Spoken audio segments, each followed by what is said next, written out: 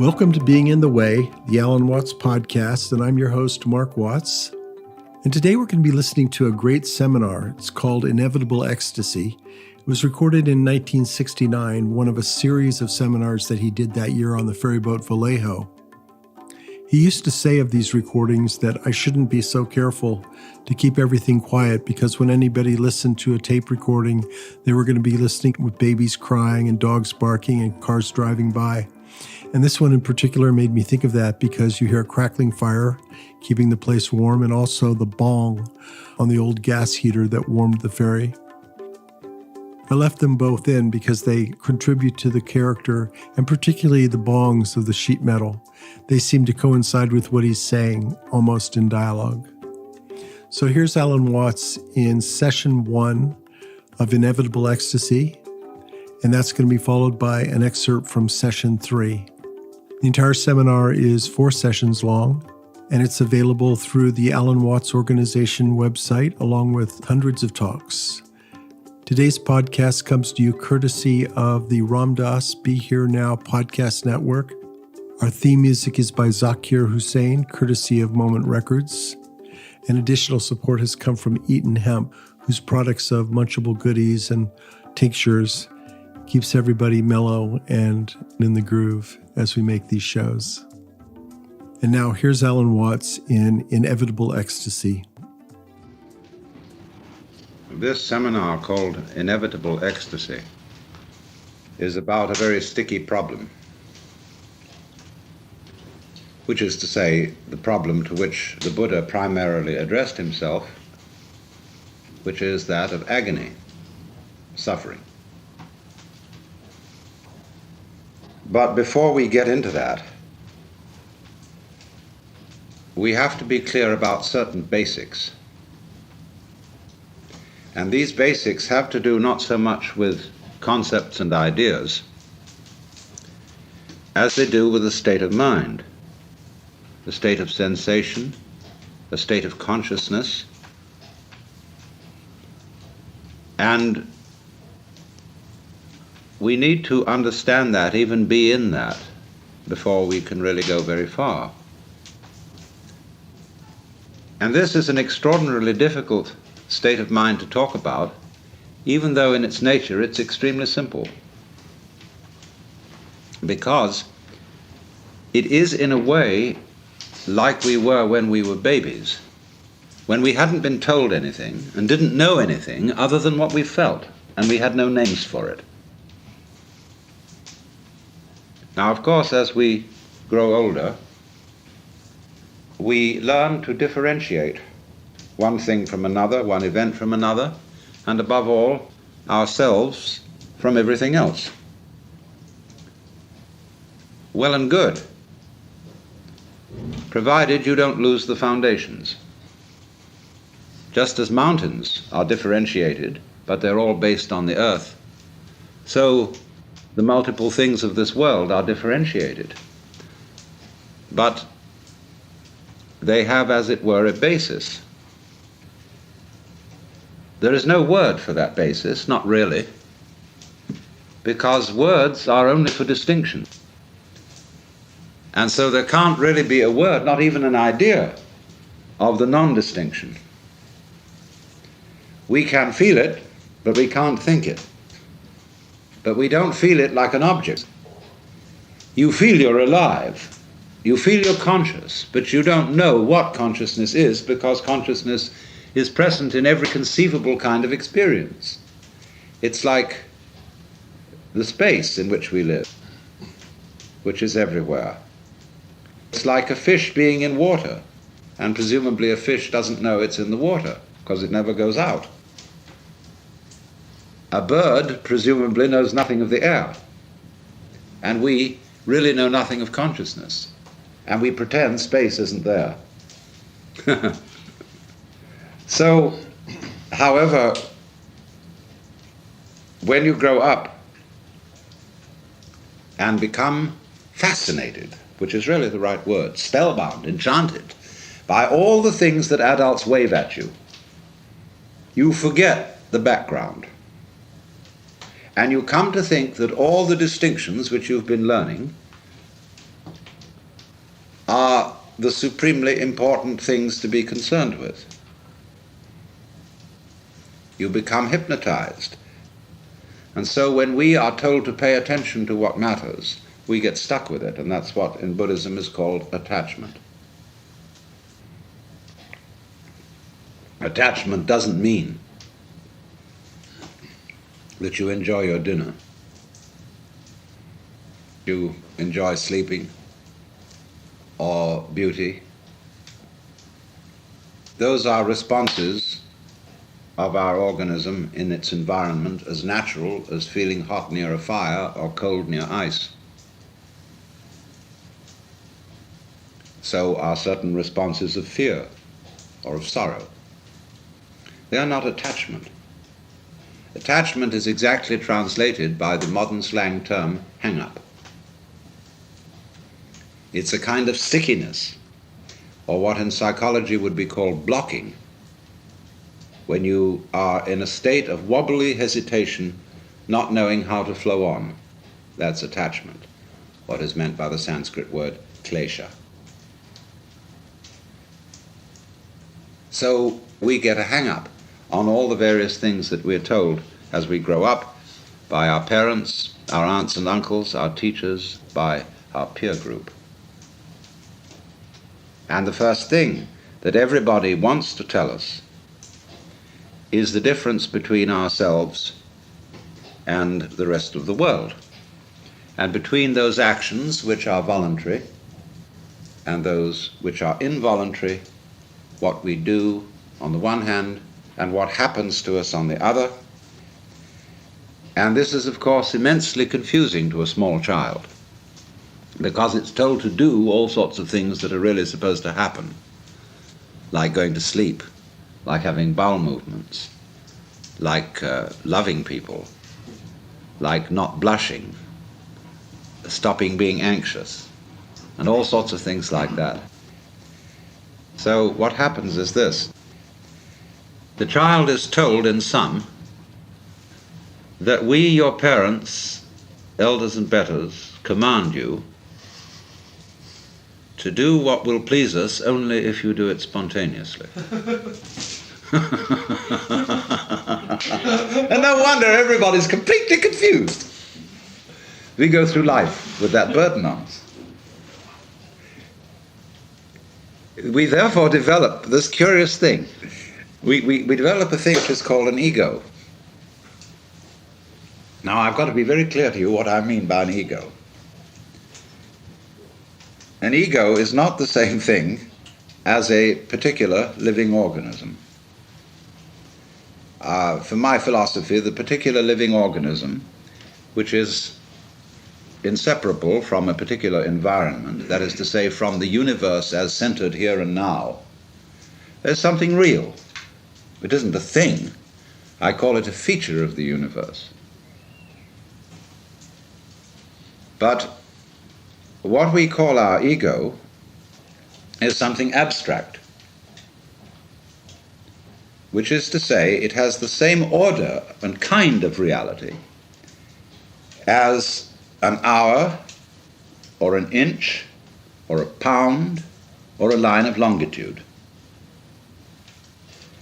It is for purposes of discussion. It is for convenience. In other words, it is a social convention that we have what is called an ego. But the fallacy that all of us make is that we treat it as if it were a physical organ, as if it were real in that sense, when in fact it is composed, on the one hand, of our image of ourselves, that is our idea of ourselves, as when we say to somebody, you must improve your image. Now, this image of ourselves is obviously not ourselves, any more than an idea of a tree is a tree, any more than you can get wet in the word water. And to go on with, our image of ourselves is extremely inaccurate and incomplete. Would that some God the gifted give us to see ourselves as others see us. We don't. So my image of me is not at all your image of me. And my image of me is extremely incomplete in that it does not include any information to speak of about the functioning of my nervous system, my circulation, my metabolism, my subtle relationships with the entire surrounding human and non-human universe. So the image I have of myself is a caricature. It is arrived at through mainly my interaction with other people who tell me who I am in various ways, either directly or indirectly, and I play about with what their picture is of me, and they play something back to me so that we set up this conception. And this started very, very early in life. And I was told, you see, and you were told, that we must have a consistent image. You must be you.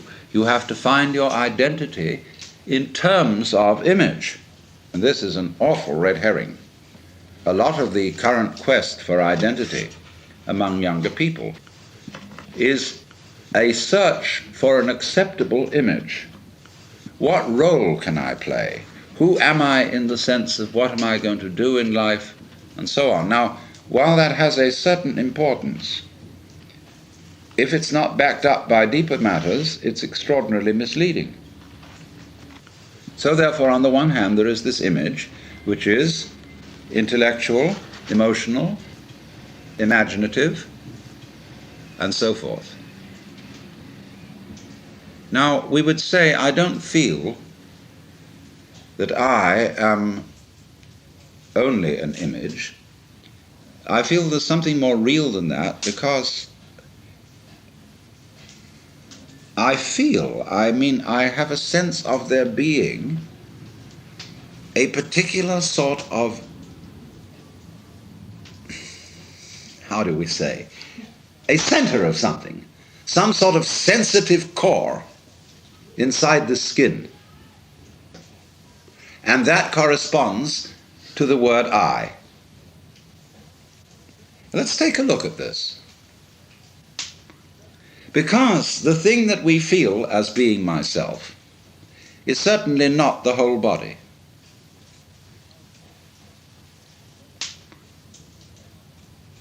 Because a lot of the body can be seen as an object.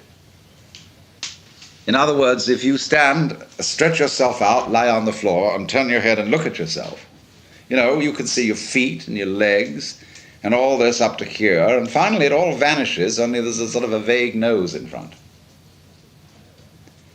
And you assume you have a head because everybody else does, and you've looked in a mirror, and that told you you had a head, but you could never see it, just like you can't see your back. So you tend to put your ego on the side of the unseen part of the body, the part you can't get at, because that seems to be where it all comes from, and you feel it. But what is it that we feel? Because if I see clearly, and my eyes are in functioning order, the eyes certainly are not conscious of themselves. There are no spots in front of them, no defects, in other words, in the lens or in the retina, or in the optic nerves that give hallucinations. So also, therefore, if my ego, my consciousness is working properly, I ought not to be aware of it as something sort of there, being a nuisance in a way in the middle of things, because your ego is awfully hard to take care of. Well, what is it then that we feel? Well, I think I've discovered what it is. It's a chronic, habitual sense of muscular strain, which we were taught in the whole process of doing spontaneous things to order. When you're taking off in a jet plane, and the thing has gone rather further down the runway than you think it should have without getting up in the air, you start pulling at your seatbelt. Get this thing off the ground. Perfectly useless. So in the same way, when our community tells us,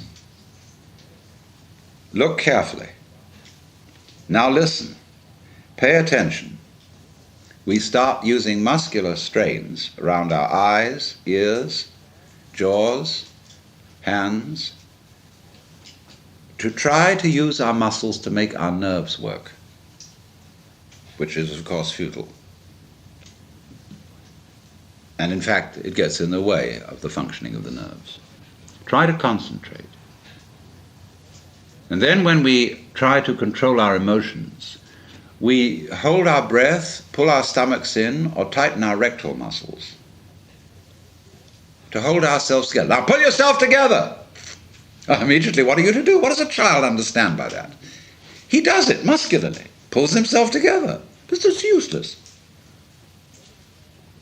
So everybody chronically pulls themselves together, so that it's so funny, if you get a person to just lie on the floor and relax, but there's the floor under you, as firm as can be, holding you up. Nevertheless, you will detect that the person is making all sorts of tensions.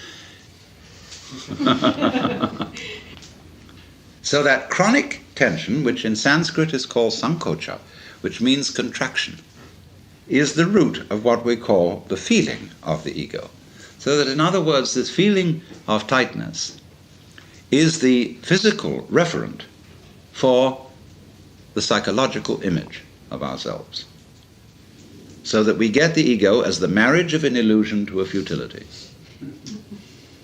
Even though the idea of an I with a name, with a being, is naturally useful for social communication, provided we know what we're doing and take it for what it is. But we are so hung up on this concept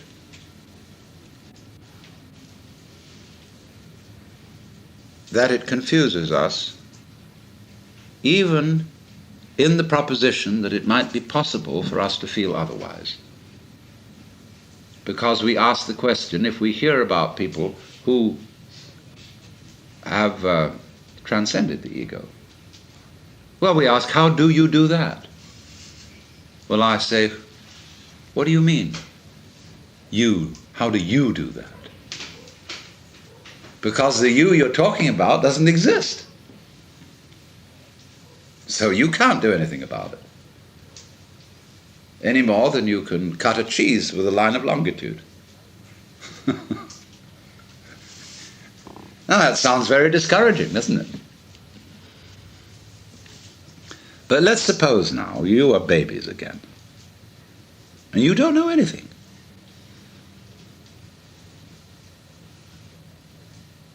Now, don't be frightened, because anything you know you can get back later. But for the time being, here is our awareness. And let's suppose you have no information about this at all and no words for it. And that my talking to you is just a noise.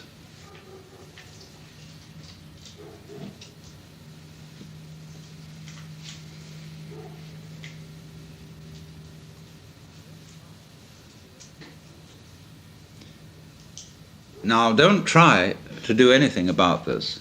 Don't make any effort.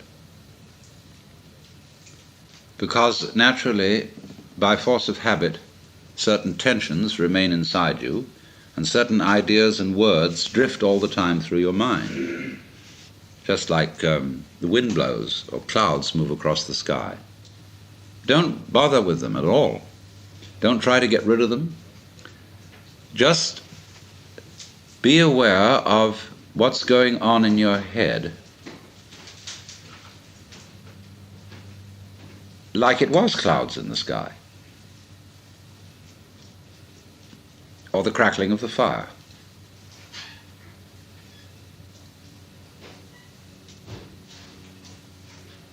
There's no problem to this.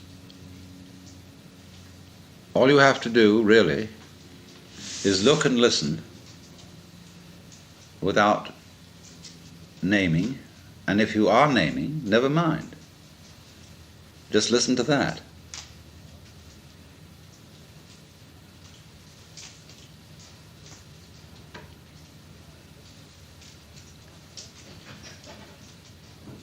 Now that you can't force anything here, that you can't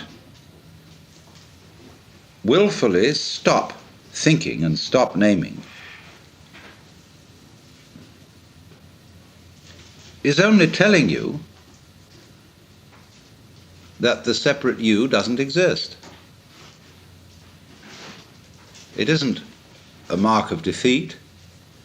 It isn't a sign of your lack of practice in meditation. That it runs on all by itself simply means that the individual separate you is a figment of your imagination. So you are aware at this point of a happening. Remember, you don't know anything about the difference between you and it. You haven't been told that. You've no words for the difference between inside and outside, between here and there, and nobody has taught you that what you see out in front of you is either near or far from your eyes. Watch a baby put out a finger to touch the moon.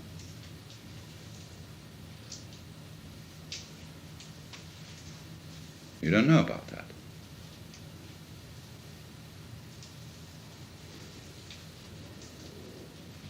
Just, therefore, here it is. We'll just call it this.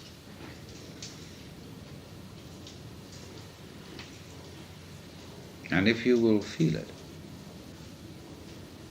the going on, which includes absolutely everything you feel.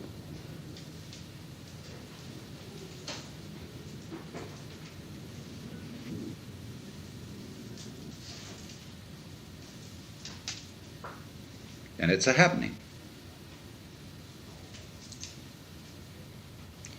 It doesn't happen to you, because where is that? You, what you call you, is part of the happening, or an aspect of it. It has no parts. It's not like a machine.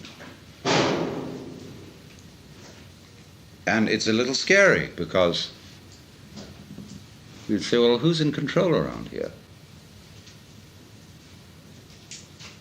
Why should there be anyone? Now, that's a very weird notion we have, that processes require something outside them to control them. It never occurred to us that processes could be self-controlling, even though we say to someone, control yourself. We can always, in order to think about self-control, we split a person in two, so that there's a you separate from the self that's supposed to be controlled. Well, how can that achieve anything?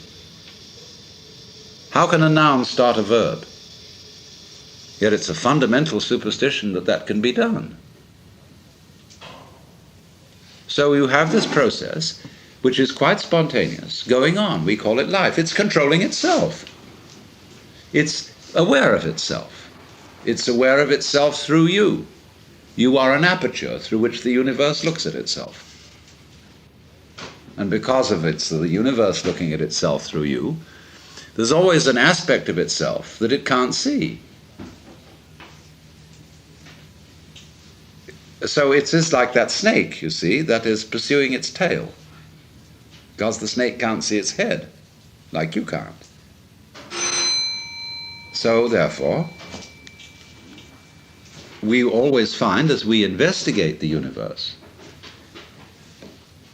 make the microscope bigger and bigger and bigger, and we will find ever more minute things.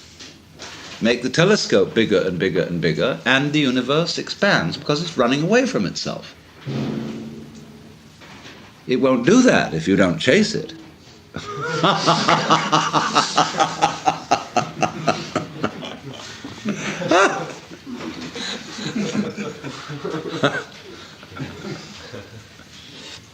So, who's doing the chasing?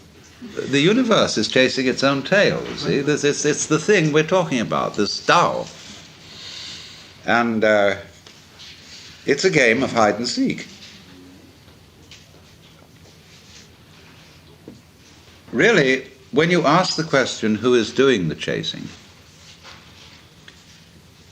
you are still working under the assumption that every verb has to have a subject. That when there is an action, there has to be a doer. Well, that's what I will call a grammatical convention leading to what Whitehead called the fallacy of misplaced concreteness.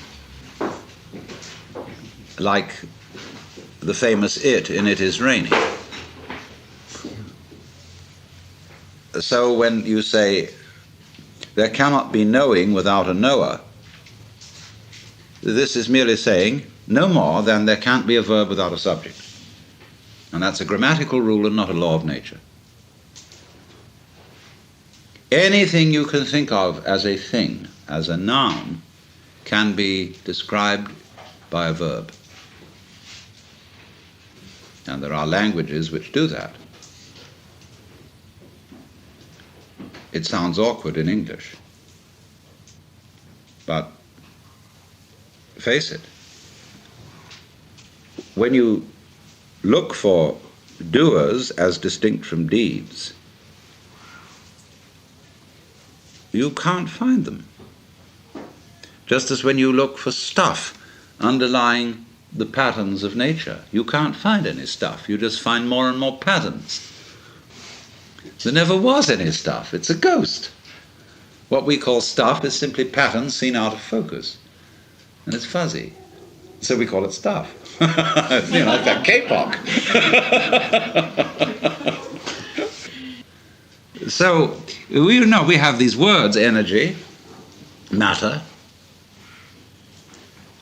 being, reality, even Tao. And we can never find them. They always elude us entirely. Although we do have the very strong intuition that all this that we see is connected or related. So we speak of a universe, although that word really means one turn. It's your turn now. Or like you make one turn to look at yourself, but you can't make two turns and see what's looking. So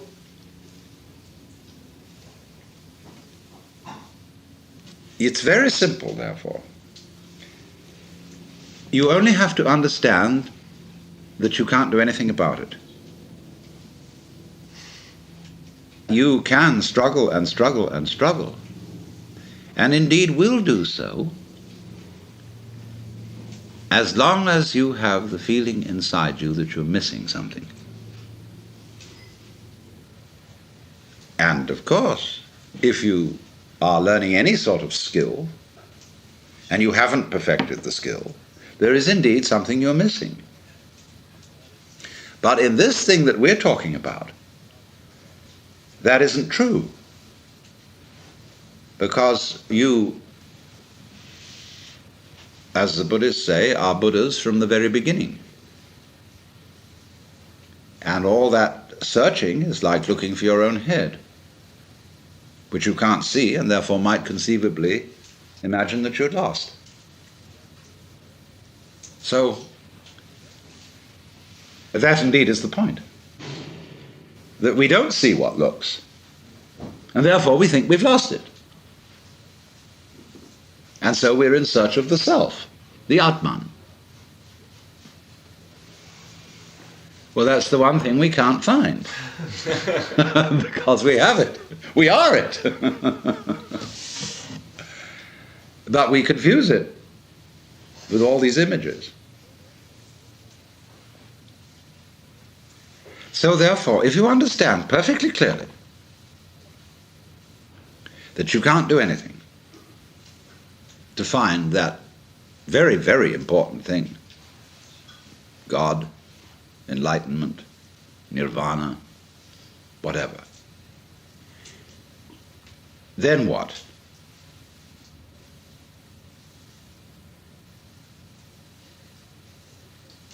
Well, I find, it's so stupid, because even if I tell myself, well, there's nothing I can do about it, why did I say that? You see? Why did I say that? Why did I go out of my way to tell myself there's nothing I can do about it? Because in the back of my mind there was a funny little feeling that if I did tell myself that, something different would happen. See? All right. So even that doesn't work. Nothing works. Now, when absolutely nothing works, where are you? Well, here we are. I mean, there's this feeling of something going on. Now, the world doesn't stop dead when there's nothing you can do. There's something happening. Now, just there, that's what I'm talking about. There's the happening. When you are not doing anything about it, you're not doing anything about it, you just can't help it. It goes on despite anything you think or worry about or whatever. Now, there is the point. Right there. And remember, although you will think at first that this is a kind of determinism, there are two reasons why it isn't. One, there is nobody being determined. Now, other people think of determinism as the direction of what happens by the past, the causation of what happens by the past. Now, if you will use your senses, you will see that that is a hallucination. The present does not come from the past. If you listen, and only listen, close your eyes, where do the sounds come from according to your ears?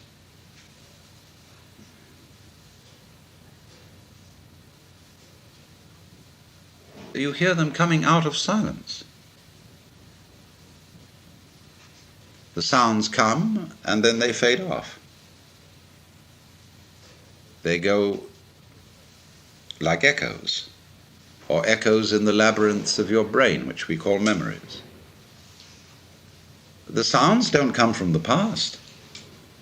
They come out of now and trail off. And that is recollected is the trailing off echo like the wake of a ship. And so just as the wake doesn't move the ship, the past does not move the present, unless you insist that it does. And if you say, well, naturally I'm always moved by the past, that's an alibi. And it completely fails to explain how you ever learn anything new. That's why all the psychologists who are mostly behaviorists are completely bogged down in trying to find a theory of learning. Because according to the theory of learning that we have, everything that new that you assimilate is really only learned when translated into terms of what you already know. So in that sense, learning becomes like a library which increases only by the addition of books about books already in it. A lot of libraries are indeed like that. So that's what we call scholasticism. So then, you become aware that this happening isn't happening to you because you are the happening. The only you there is what's going on. Yeah, feel it. And disregard these stupid distinctions that you've been taught. I mean, stupid relatively speaking. And feel it genuinely. When you feel it genuinely, you get down to rock bottom, all that isn't there. That's a game that's been erected on it. And it isn't determined. In other words, you get this odd feeling of a synthesis between doing and happening, in which doing is as much happening as happening, and happening is as much doing as doing. And if you're not very careful at that point, you'll proclaim yourself God Almighty in the Hebrew Christian sense. Like Freud alleges babies feel that they're omnipotent. And in a way they are. I am omnipotent insofar as I'm the universe. But I'm not omnipotent in the role of Alan Watts. Only cunning.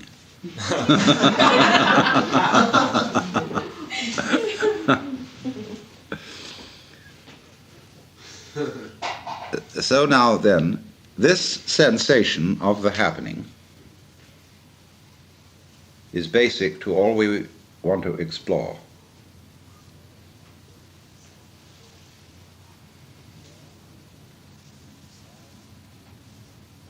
It's there.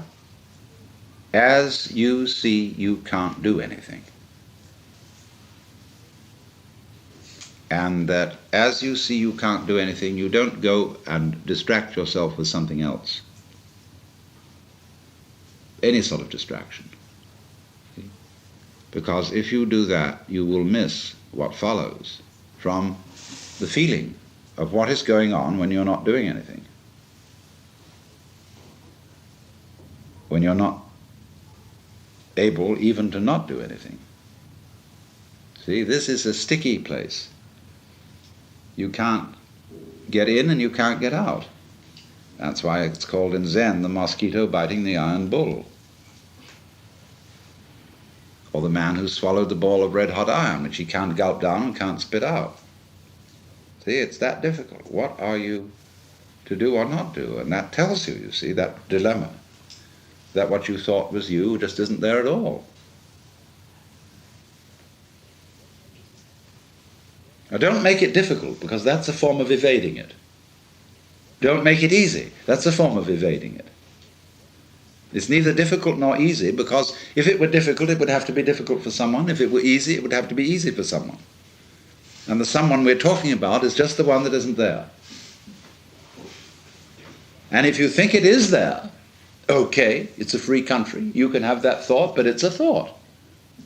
In other words, your ego is a thought among thoughts. It is not, in fact, the controlling thinker, or the feeler, or the sensor. It's one of them. And so, therefore, this thing is going along. And as I say, we get anxious because we feel nobody's in control, but nobody ever was. You know, you've lived thus far a reasonably orderly life. I mean, there have been some catastrophes and messes, but it's amazing how we have got this far. I mean, the thing looks after itself. And you will well remember that a lot of times that when you thought you were in charge and doing something sensible, you did something extremely foolish. And when you thought you did something extremely foolish, it turned out to be a blessing. Well, that's the way things go. Now, of course, this is a dangerous way of speaking to people who are in the process, young people especially, who are still in the process of learning elementary competence in the culture, learning the taboos and the conventions. Because we take their minds off the happening. To do that, well, it isn't necessary to do it that way. It isn't really necessary to turn a child into a moron in the process of becoming an adult, but that's what we do. Because we teach a child to be a child. And that prevents them from growing up. It's a method of keeping them off the labor market.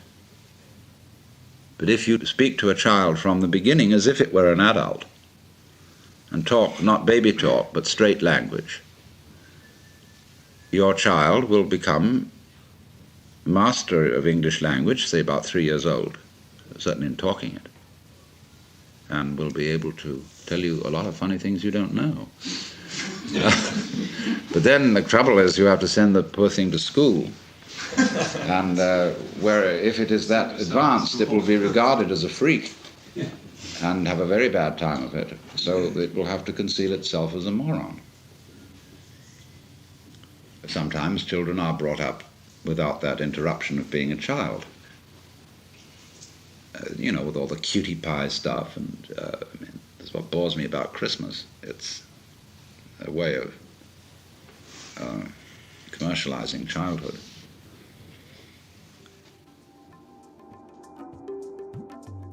You've been listening to Alan Watts in Inevitable Ecstasy Part 1, and now we're going to go on to Part 3 of the seminar, well, at least part of Part 3, an edit of about 20 minutes where he gets into some very interesting territory. Enjoy Alan Watts in Inevitable Ecstasy, brought to you by the Ram Dass Be Here Now podcast network, with some help from Eaton Hemp. I was making a basic comparison yesterday between the state of consciousness of a baby and that of a so-called mature adult, respectively what we would call undifferentiated and differentiated. The adult consciousness being highly selective,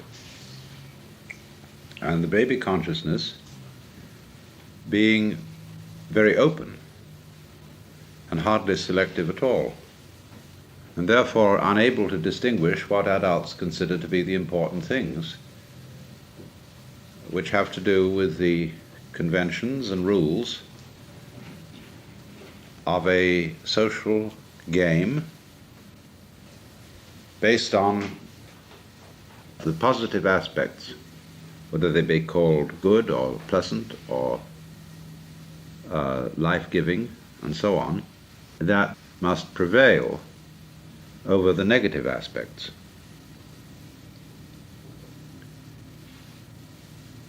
And I went on to show that this contrast between the two views of the world has another marked characteristic, that in the case of the baby who hasn't been trained or told, doesn't distinguish between voluntary behavior and involuntary occurrence. And of course we think this is a very fundamental defect. But if we go back, you see, to a principle that underlies the whole universe with a kind of mathematical exactitude, we see that if we reduce things to the situation of primal simplicity, and we have a primordial self and other situation, that is to say, two balls in space, there is absolutely no way of telling when they move which one of them is moving or which one is still. They must necessarily appear to move mutually. There's no point of reference except each other to determine which is moving and which is still. Now, everything that goes on in the universe is simply a complication of that principle, because the same thing holds true if you multiply the number of balls. You will see that that primordial principle, that all movement is mutual, still applies. And so, in the complexity of things, because we get situations where, say, there is relative stillness and one particular body is moving with relation to that, we think automatically those many bodies are indeed still, and that this one body is going this. See, here's one and here's many, and the one we say, well, is doing this. We don't assume that the many are doing this. And that's the principle of the majority is always right. They constitute the most impressive background, the fixed stars as against the planets. But we're always going to get back to that absolutely fundamental situation. And therefore, the baby's failure to distinguish between the voluntary and the involuntary, the I and the other, is in a way correct. Psychologists, psychoanalysts in particular, make a great deal of this contrast and consider that the baby's view is inferior to the adult's. And if an adult should go to that view or acquire that view, in psychoanalysis this would be called regression. The point that is missed is that the two ways of looking at things need each other to balance out. And that one needs the baby's view as a basis for the adult view, because if you don't have it, you take the adult view too seriously. Get completely carried away by it. All right, now,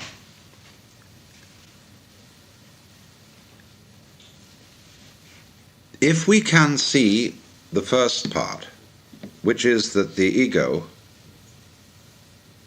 is purely fictitious, that it is a symbol or image of oneself, plus a sensation of muscular strain occasioned by trying to make this symbol an effective agent to control emotion, to concentrate, to direct the nervous operations of the organism. Then immediately it is clear that what we have called ourselves, what we have thought of as ourselves, isn't able to do anything at all. There follows this kind of silence, in which there is nothing to do except watch what happens. But what is happening is watching itself. There is nobody apart from it watching it. And so we get into the state of meditation, or as I prefer to call it, contemplation. So then the next problem that arises is, well, what about all the other illusions?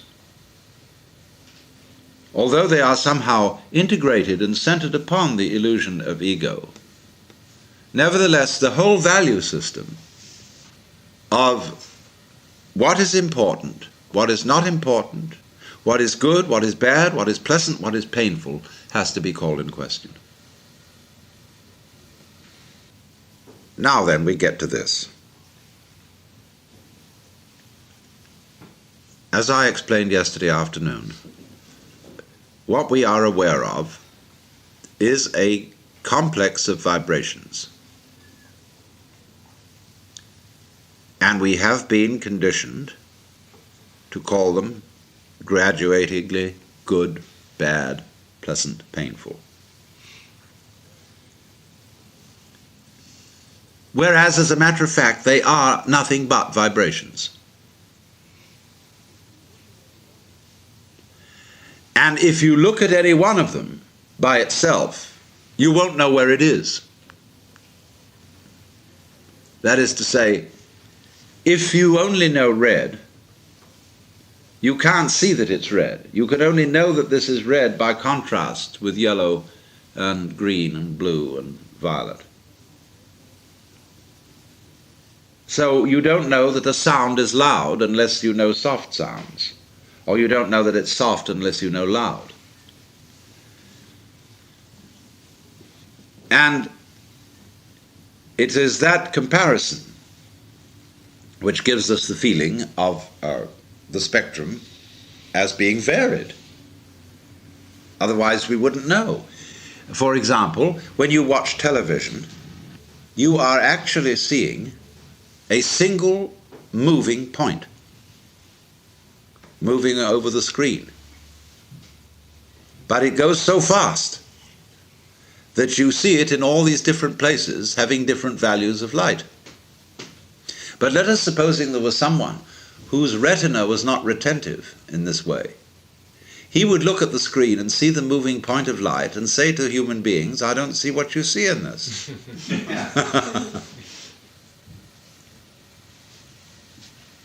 Now, can we, therefore, get back not only to the situation where we see that the ego is a mere construct, but also where we see that all the values we put on the vibrations, are arbitrary.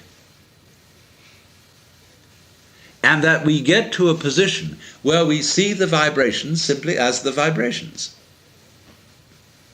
And we would say then, well, surely all this is nonsense, which is correct. The universe, is a kind of ba-doo-dee-da, ba-doo-dee-da, ba-doo-dee-da, ba-doo-dee-da, ba-doo-dee-da, going on in this fantastic way. This is why music can be used as a meditative technique. Because a lot of music is nonsense. It doesn't mean anything. But it can be very interesting. So can you get back again to recollecting from childhood your pleasure in events that from your present point of view you would call entirely meaningless?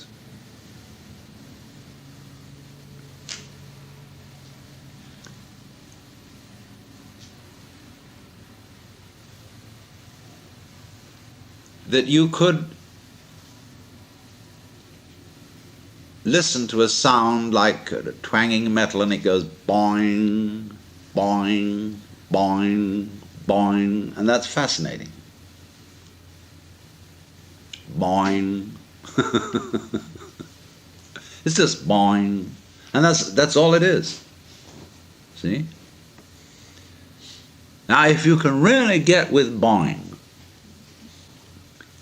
you can see the whole universe in boing. Really.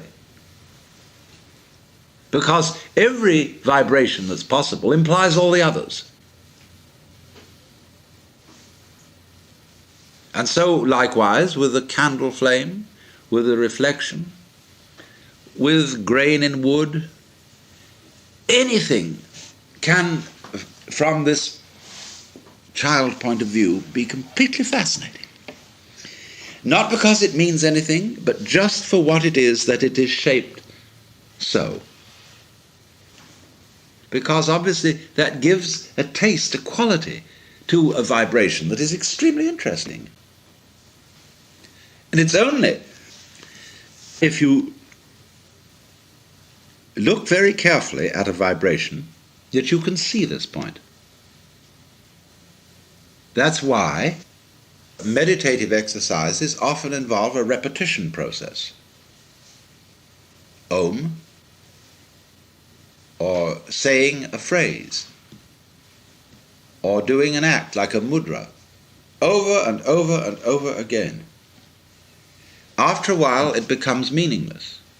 You can say your own name like the Sufis do, and go on and on and on and on and on, and finally it doesn't mean anything at all. It's just a noise.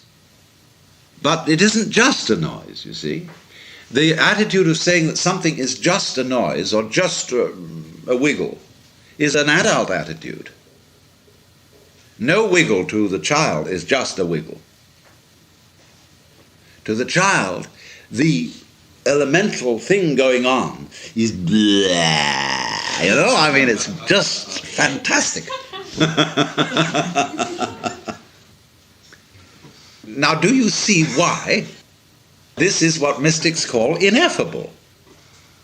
That is to say, you can't really talk about it. When I try to explain what I mean by digging a sound, I suddenly realize that I'm not really saying anything. And yet there are states of consciousness in which you can listen to sound and realize that that is the whole point of being alive. Just to go with this particular energy manifestation that is happening right at this moment. To be it. The whole world is the energy playing at doing all this. You see, like a kaleidoscope, jazzing.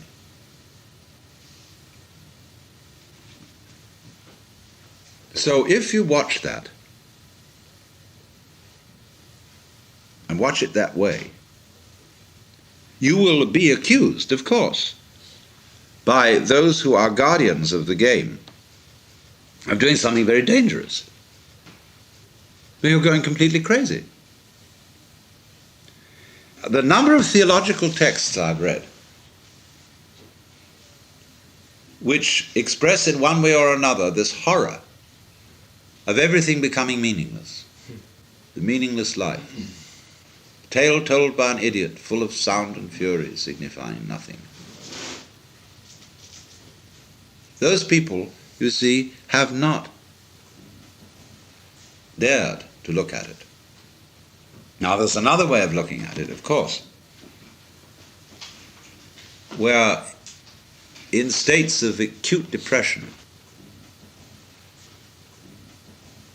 people see it all as meaningless, but not really meaningless. They see it all as a conspiracy of horror.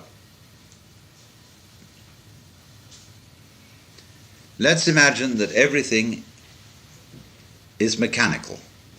There are no living beings at all.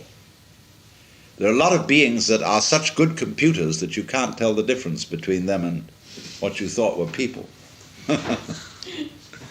But everything going on is simply clockwork. And there's nobody home, although it puts on a convincing show that there is. And so you get the feeling that the entire world is enameled tin, or patent leather, or plastic, and tasteless, hollow, like a Wurlitzer jukebox.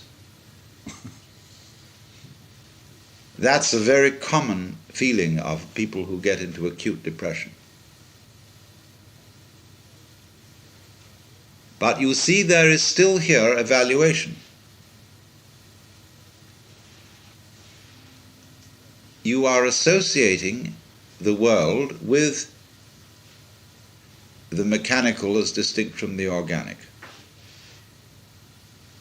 And we have a tendency, you see, to put down the mechanical, because obviously a plastic flower doesn't have the scent, it doesn't have the soft feeling of a living flower. We'll perfume plastic flowers soon, but you know what it'll do, it'll smell vaguely like soap, and it won't smell like a flower. So it'll be plastic smell. Now we know that, you see, and so we contrast it with the organic. But in what we're doing now, we are getting to a feel of the world that is neither organic nor mechanical. Simply what it is. We don't know the contrast, just as we don't know the contrast voluntary, involuntary, we don't know the contrast organic, mechanical. It's neither.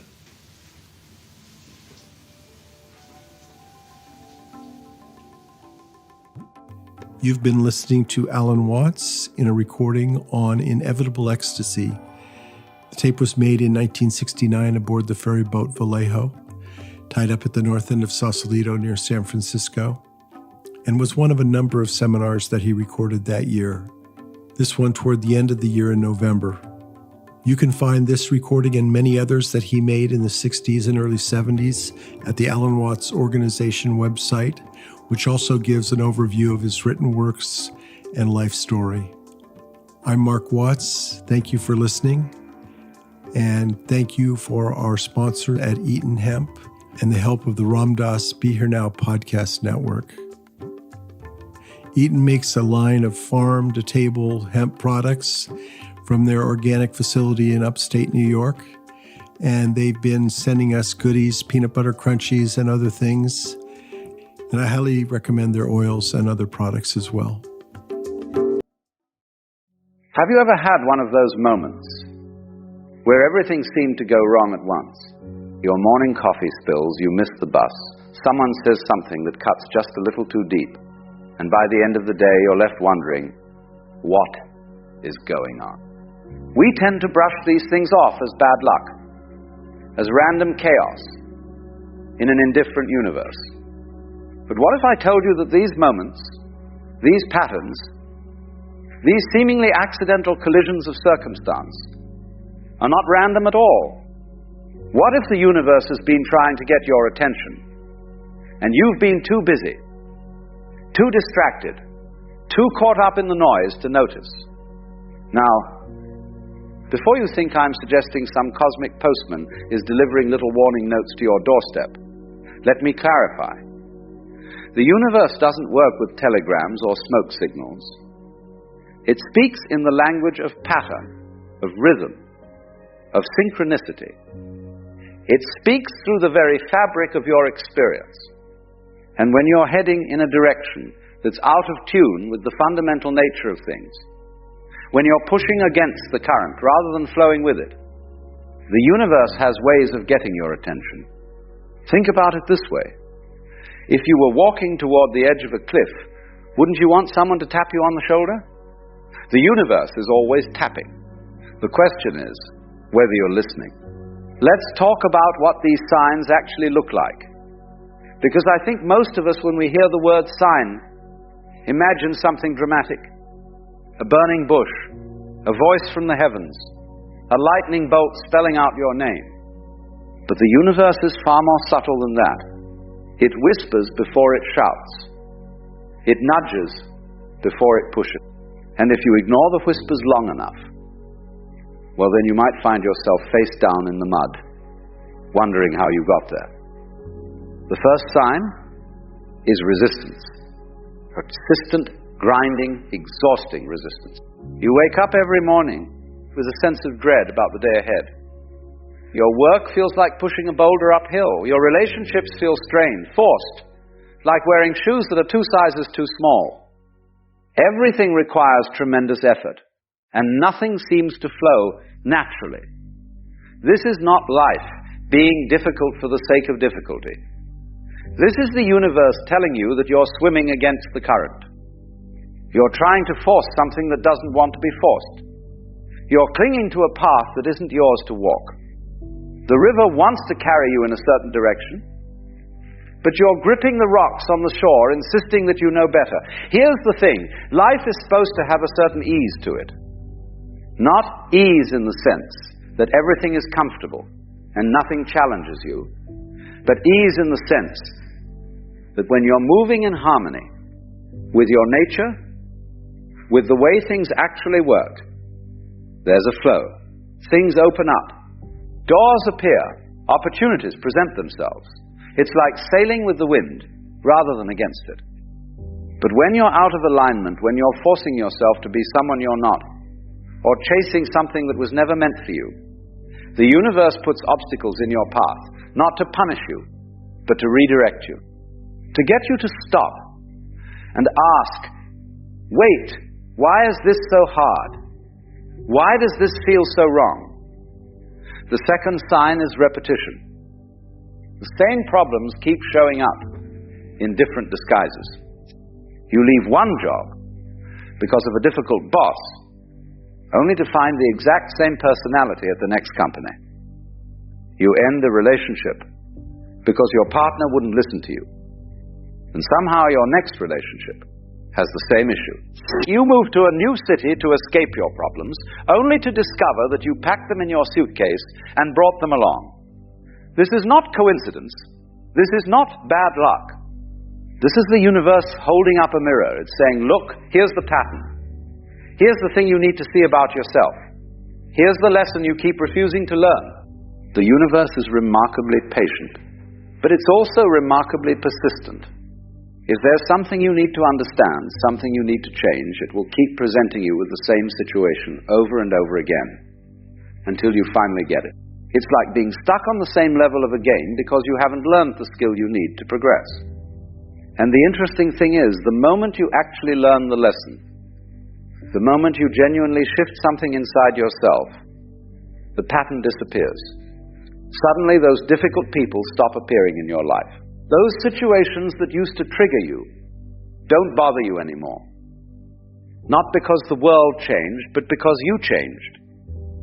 You learned what you needed to learn, and the universe said, all right, let's move on to the next chapter. The third sign is exhaustion. Not the kind of tired you feel after a good day's work. Not the pleasant fatigue of having used your body and mind fully, but a bone-deep, soul-crushing exhaustion that no amount of sleep seems to cure. You wake up tired, you go to bed tired, everything feels heavy. This is your system telling you that something is fundamentally wrong. You're living in a way that drains you rather than sustains you. You're giving your energy to things that don't deserve it. You're maintaining a version of yourself that requires constant effort to uphold. Think about it. A tree doesn't get exhausted from being a tree. A bird doesn't tire itself out by being a bird. They simply are what they are, and in being what they are, they fulfill their nature effortlessly. But we humans have this peculiar habit of trying to be something we're not. We create elaborate personas, we maintain complicated lies, we twist ourselves into shapes that please others while betraying ourselves. And this requires enormous energy. When the universe sends you exhaustion, it's saying, stop, rest, reconsider. The way you're living is not sustainable. Something has to change. The fourth sign is disconnection. You feel increasingly isolated from the people around you. Conversations feel hollow. Your relationships lack depth. You go through the motions of social interaction, but there's no real connection, no genuine presence. You're there, but you're not really there. This happens when you've wandered too far from your authentic self. When you're wearing a mask for so long that you've forgotten what your real face looks like. People can sense this even if they can't articulate it. There's something missing in your presence, something essential. And so genuine connection becomes impossible. Because connection requires vulnerability, authenticity, truth. The universe is fundamentally relational. Everything exists in relationship to everything else. The wave exists because of the ocean. The leaf exists because of the tree. You exist because of this vast web of relationships that stretches out in all directions. When you feel disconnected, it's a sign that you've forgotten this.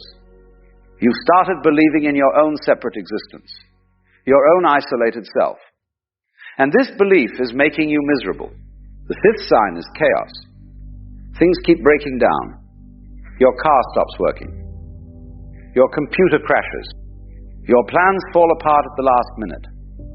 One thing after another goes wrong, and you feel like you're constantly putting out fires. Now, sometimes things just break. That's the nature of the material world.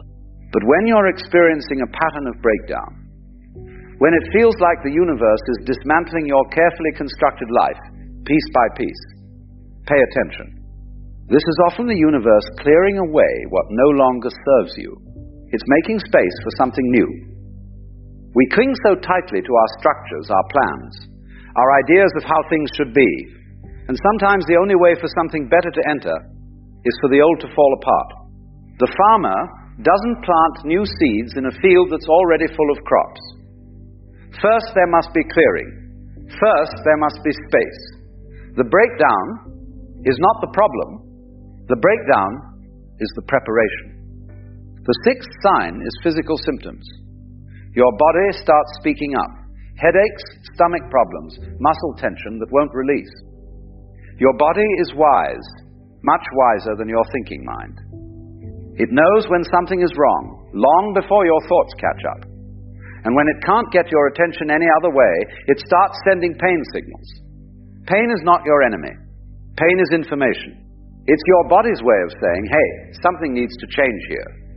We can't keep going like this. When you ignore the whispers, the body starts to shout.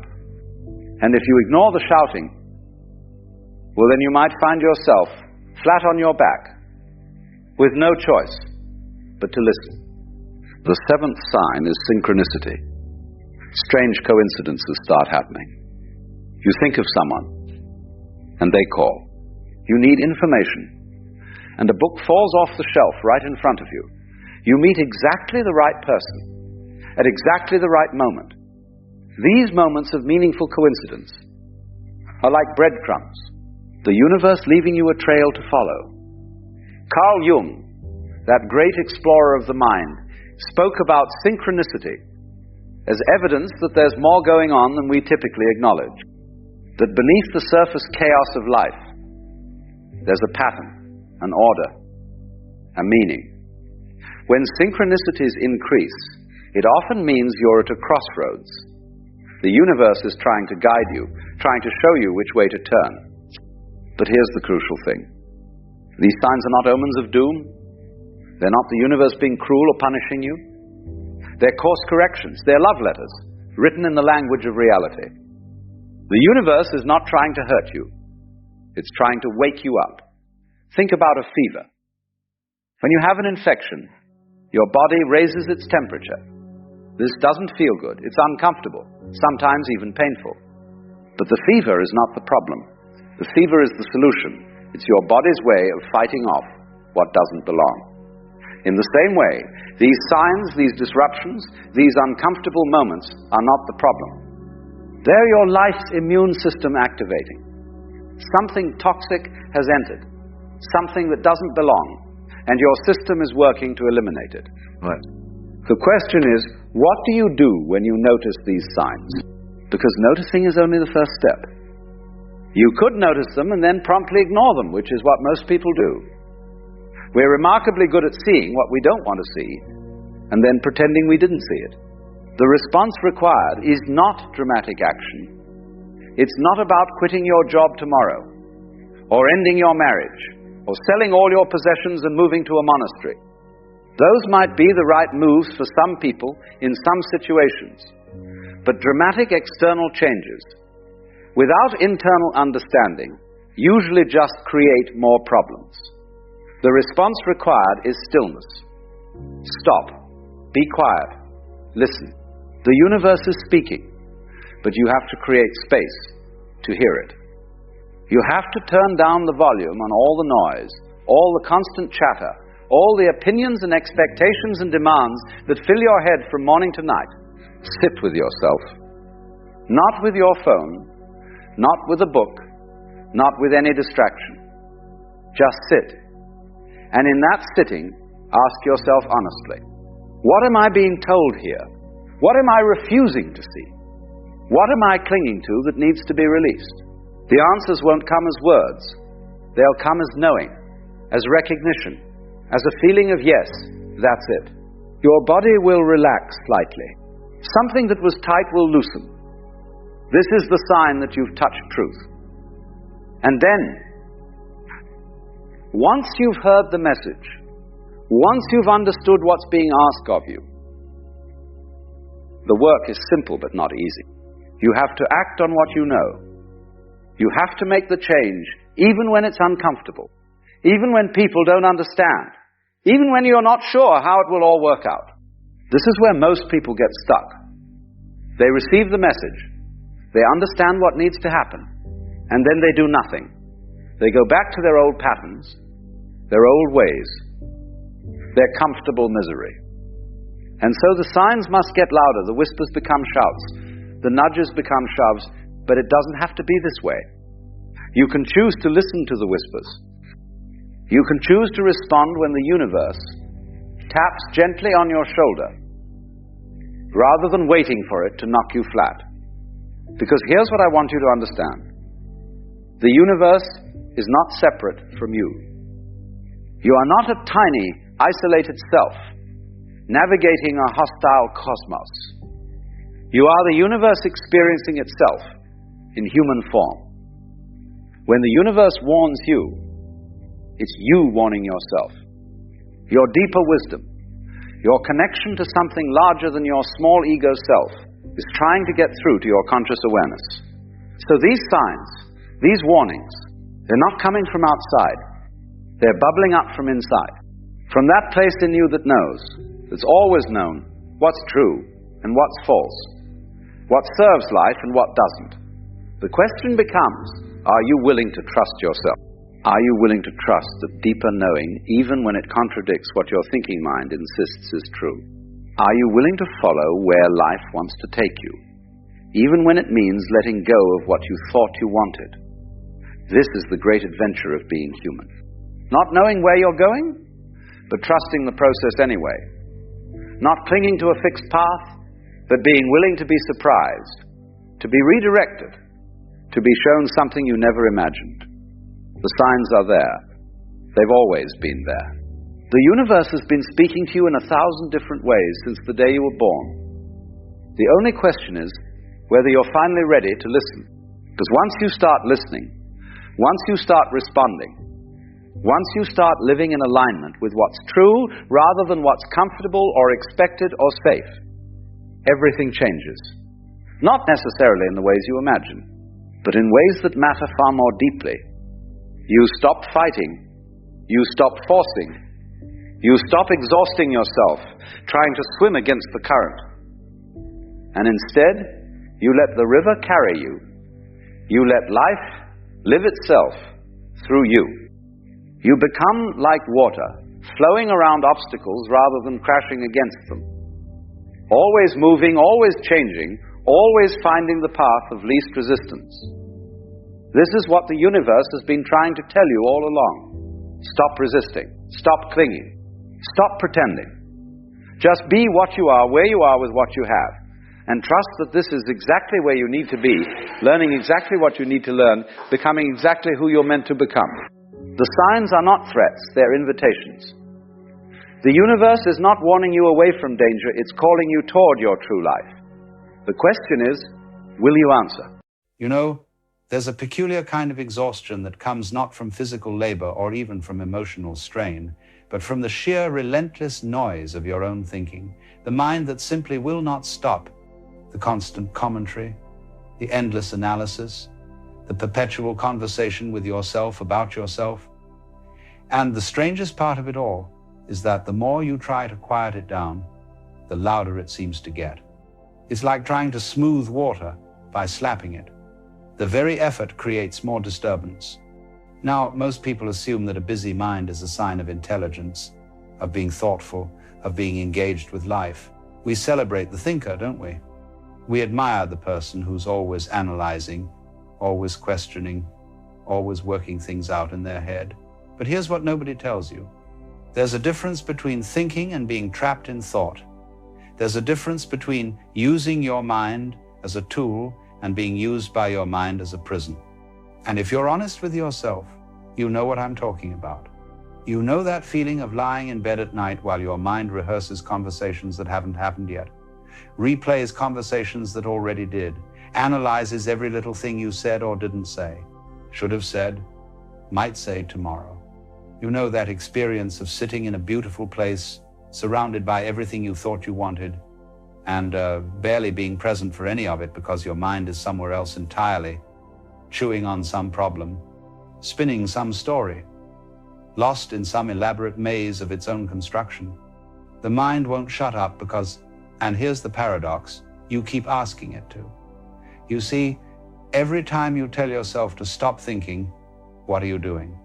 You're thinking about not thinking. You're using thought to try to eliminate thought. It's like trying to use fire to put out fire. The very attempt is the problem. The thinker trying to stop thinking is itself a thought. So the mind just keeps going, now thinking about why it's thinking about how to stop thinking about how tired it is of thinking. And so it spirals. You notice your mind is busy, and you judge it. You shouldn't be thinking so much. You should be more present. You should be more peaceful, more mindful, more zen. And now you're thinking about not thinking, judging yourself for thinking, planning how to think less, analyzing why you think so much. The mind has taken the project of quieting itself and turned it into just another thing to think about, another problem to solve, another way to keep itself busy. But here's what's really happening underneath all of this mental noise. The mind won't shut up because it's terrified, absolutely terrified. Of what, you ask? Of nothing. literally. The mind is terrified of the gap, the space, the moment of no thought. Because the mind, you see, thinks it is you. It believes that if it stops, you stop. If there's no thought, there's no self. So it keeps generating content, keeps producing commentary, keeps the stream going at all costs, because silence feels like death to the thinking mind. Think about it. When was the last time you experienced a genuine gap in thinking? And I don't mean sleep. I don't mean being knocked unconscious. I mean a moment of waking awareness where there simply was no thought, no commentary, no analysis, no planning, no remembering, just pure perception without interpretation.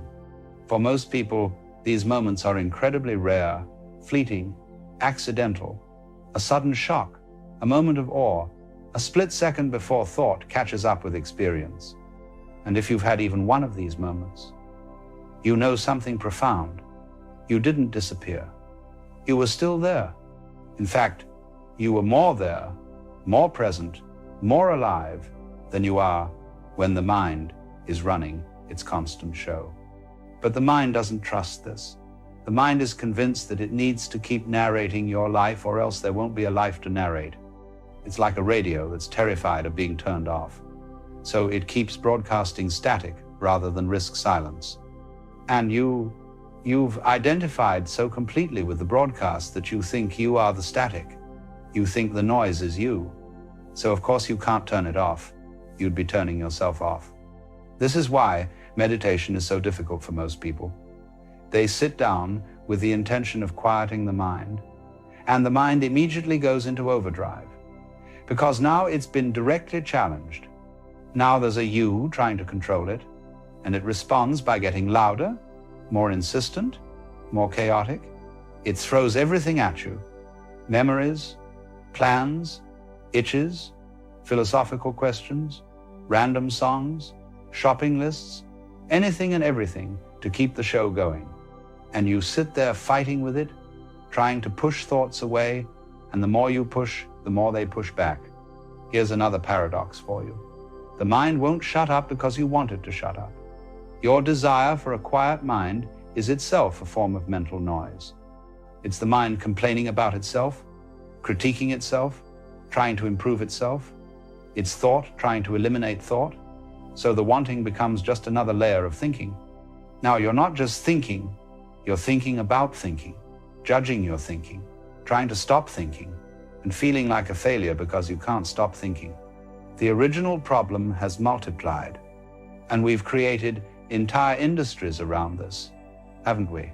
Mindfulness apps, meditation retreats, books on how to quiet your mind, courses on being present, all of which can be helpful, certainly. But notice what often happens. The mind takes these tools and turns them into just another project, another thing to achieve, another way to measure yourself, another standard you're failing to meet. You're not just a person with a busy mind anymore. Now you're a person who's failing at meditation, who can't even do mindfulness right, who's so hopeless that even when you're trying to be present, you're thinking about whether you're being present correctly. The thinking never stops because we've made thinking into our primary mode of being. We think about what we're going to do, then we do it while thinking about whether we're doing it right. Then we think about what we did and whether we should have done it differently. We think about the past with regret. We think about the future with anxiety. And we miss the present entirely because we're too busy thinking about it to actually be in it. And the content of the thinking, it doesn't even matter most of the time. It's not like you're solving profound problems or having brilliant insights. Most of it is just repetitive loops. The same worries recycled in slightly different forms. The same stories told and retold. The same arguments rehearsed. The same plans made and revised. It's like watching the same movie over and over, and not even a good movie, just an anxious, repetitive, self-absorbed drama starring you as both the hero and the villain and the critic reviewing the performance. But here's what's really exhausting about it. The mind that won't shut up is also the mind that won't commit. It can't fully engage with anything because it's always partially somewhere else. You're in one conversation while thinking about another conversation. You're doing one task while planning the next task. You're experiencing one moment while comparing it to past moments or imagining future moments. You're never fully anywhere because your attention is fractured across time, split between what was, what is, and what might be. And people sense this about you, even if they can't name it. They sense that you're not fully present, that part of you is always elsewhere, always distracted, always thinking about something other than what's right in front of you. And this creates a kind of loneliness, doesn't it? Because even when you're with people, even when you're supposedly connecting, there's this gap, this distance, this sense that you're not really there. You're performing being there while your mind is running its endless program somewhere in the background. Before we continue, many of you have been asking for something longer, something with actual practices you can use in daily life. So check out the 3-hour audiobook that takes everything we explore in these videos and gives you the tools to actually work with it. Because here's the thing, intellectual understanding without practical application just keeps you spinning in your head. You need both, the insight and the practice, the philosophy and the daily work that makes it real. This audiobook gives you that. 3 hours of deep wisdom with practices built in, so you're not just thinking differently, you're living differently. If you're serious about changing how you experience your life, the link is in the description below. Now, let's continue. So what do you do about a mind that won't shut up? Well, here's where it gets interesting. You don't do anything about it. And this is perhaps the greatest paradox of all. The solution to the problem of the busy mind is to stop trying to solve it. The way to quiet the mind is to stop trying to quiet it, because the trying is the noise. The effort to fix yourself is what's broken. You see, the mind isn't actually a problem. It never was. The problem is your relationship with the mind. You think you're supposed to control it, manage it, optimize it, quiet it, but that's like trying to control the weather. The mind does what minds do. It thinks. It produces thoughts the way the heart produces beats and the lungs produce breaths. Thoughts arise. This is natural. This is what minds are for. The suffering doesn't come from the thoughts themselves. It comes from your relationship with the thoughts, from believing them, identifying with them, taking them as truth, taking them as you. When a thought arises that says you're not good enough, you don't have to believe it. You don't have to identify with it. You don't have to take it personally. It's just a thought, a pattern of neural activity, a wave in the ocean of consciousness. It arises and it passes, and you, the awareness that notices it, you remain. But we've been taught to take thoughts very seriously. We've been taught that what we think is who we are, that our thoughts are our identity. So when we have an anxious thought, we become an anxious person. When we have a depressive thought, we become a depressed person. When we have a mean thought, we become a bad person. We collapse the space between the awareness and the content of awareness. We identify with the passing weather and forget we're the sky. Here's what I want you to understand. You are not your thoughts. You never were. You are the space in which thoughts appear. You are the awareness that knows thoughts are happening. And this awareness, this consciousness, it doesn't have a busy mind. It doesn't have any mind at all. It's prior to mind, deeper than mind, more fundamental than mind. The thoughts come and go in you, but you don't come and go. You're the constant. You're what remains when thoughts arise and when thoughts disappear. And here's the beautiful thing. When you recognize this, when you shift your identity from the content of consciousness to consciousness itself, the thoughts don't stop, but they lose their grip. They become like clouds passing through the sky. Sometimes there are many clouds, sometimes few, sometimes none. But the sky doesn't worry about the clouds. The sky doesn't try to push them away or hold them in place.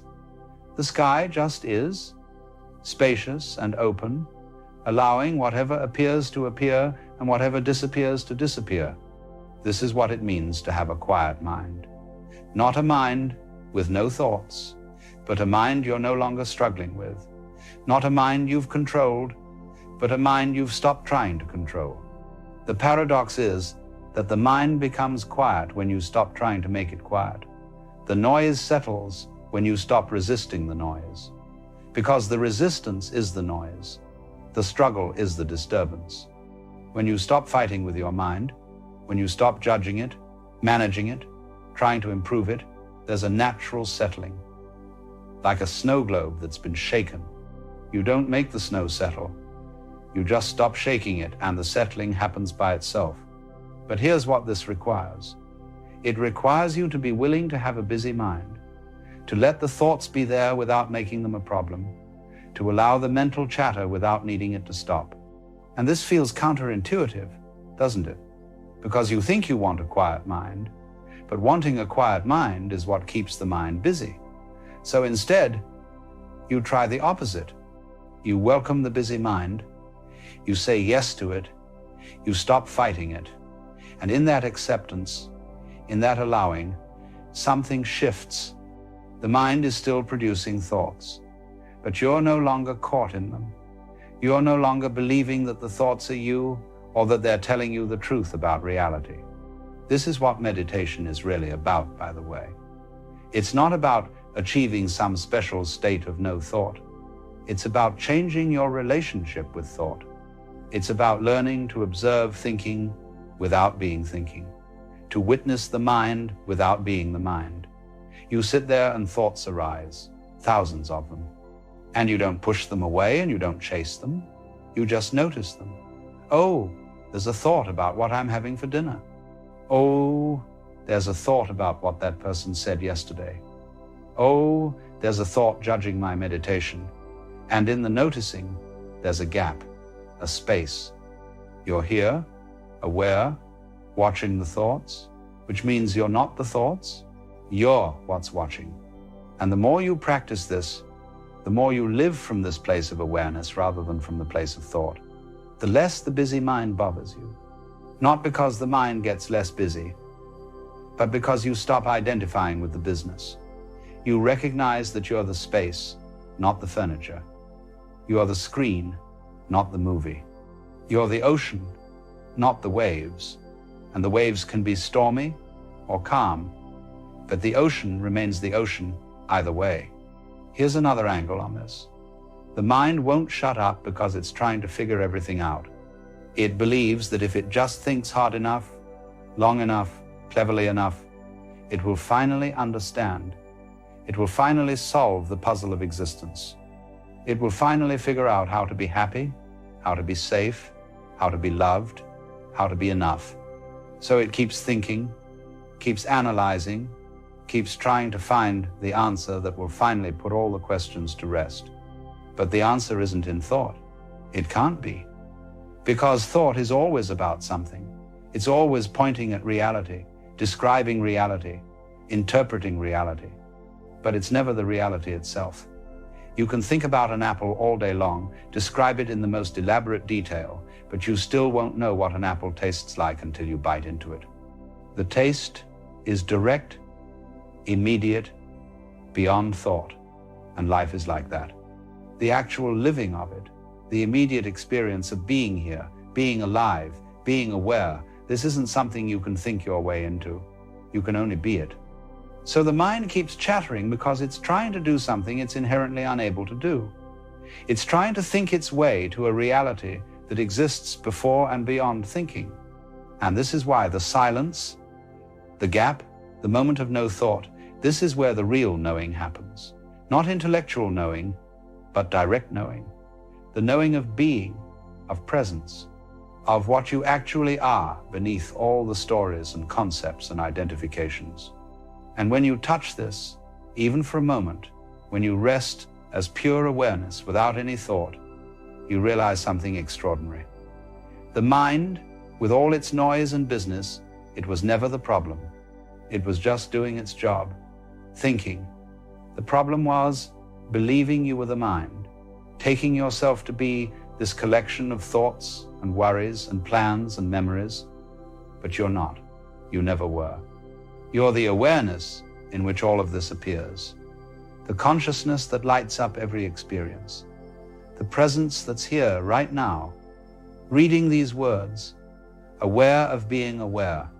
So if your mind won't shut up, stop trying to shut it up. Let it run, let it chatter, let it do its thing, but don't believe it, don't identify with it, don't take it to be you. Just notice it, watch it, be curious about it. Oh, look, mind is doing its anxious routine again. Oh, look, mind is replaying that old story. Oh, look, mind is planning something that probably won't happen. And in the noticing, in the observing, you're already free. Because the one who notices the thought is not the thought. The awareness of thinking is not thinking. You are that awareness. You always have been. And from this place, from this recognition, life becomes much simpler, not because your circumstances change or your mind becomes quieter, but because you're no longer at war with yourself. You're no longer trying to be different than you are. The mind thinks, the thoughts arise, and you remain as what you've always been, aware, present, here. The one constant in the midst of all the change. Not thinking about being here, not trying to be more here, just here, already, always, complete. You see, there is something very curious happening right now. Those who have begun to wake up, those who have started to see through the game, are quietly disappearing. Not with speeches or noise, but simply stepping back, no longer interested in the usual performance. If you felt this yourself, if ordinary conversations, social events, and small performances have started to feel unbearable, what I'm about to say may ease you. This isn't a disorder. It isn't antisocial behavior. It's what naturally happens when a person wakes up. By waking up, I don't mean reading a few books on philosophy or having a nice idea about oneness. I mean that moment when you suddenly notice that most of what people are doing is sleepwalking. They move around as if on automatic, playing roles they didn't choose, repeating lines they didn't write. And when you're asleep yourself, this doesn't seem strange at all. You blend in, you talk about nothing and think it matters. You care about other people's opinions and believe they're important. You chase things with no real substance and call it success. But when the veil drops, everything shifts. It's like walking out of a dark cinema into daylight. You can try to go back and enjoy the film, but you can't anymore because you know it's just a projection. You've seen the screen for what it is. That's what's happening to people who are waking up now. They find they can't keep participating in the collective dream, not because they think they're better than anyone else, but because their system simply can't accept what it once believed. Society runs on an agreement, a shared decision to pretend the characters we play are who we are, to pretend that the opinions we've absorbed are personal truths, to pretend that all this rushing and seriousness is actually leading somewhere important. The whole play only works if everyone stays in character. But when someone wakes up, they stop playing. They forget the script. They look directly at the stage itself. And this makes others uncomfortable, because the awakened can see beneath the surface. They see the fear behind the confidence, the emptiness behind the busyness, the fact that most arguments aren't about what people think they're about at all. And so they step away, not out of rejection, but because they can no longer pretend the game is real. When someone shouts their outrage into the public square, the awakened person doesn't see an enemy. They see unconscious material looking for somewhere to land. When society splits itself into us and them, the awakened person understands that both sides are simply projections colliding with each other. And once you've seen that, you can't unsee it. You can't go back to pretending it's serious business. You can't take sides with the same heat and certainty as before. because you know it's all just a way of avoiding the mirror. So what does one do in that position? You withdraw. Not because you've stopped caring, not because you hate people, but because staying in the game demands that you deny what you've come to understand. Every conversation asks you to act as if you haven't seen what you've seen. Every social situation expects you to wear an older version of yourself, a mask that no longer fits. And after enough time, something in you refuses. It simply says, stop. Stop pretending.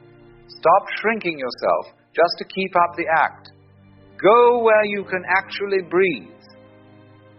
And let's be clear, this is not about avoiding life. It's not spiritual bypassing. It's not running away from the world because it's too hard. It's something much simpler and far more honest. It's the recognition that staying in unconscious environments slowly harms consciousness itself. It's like putting a living plant in a dark room.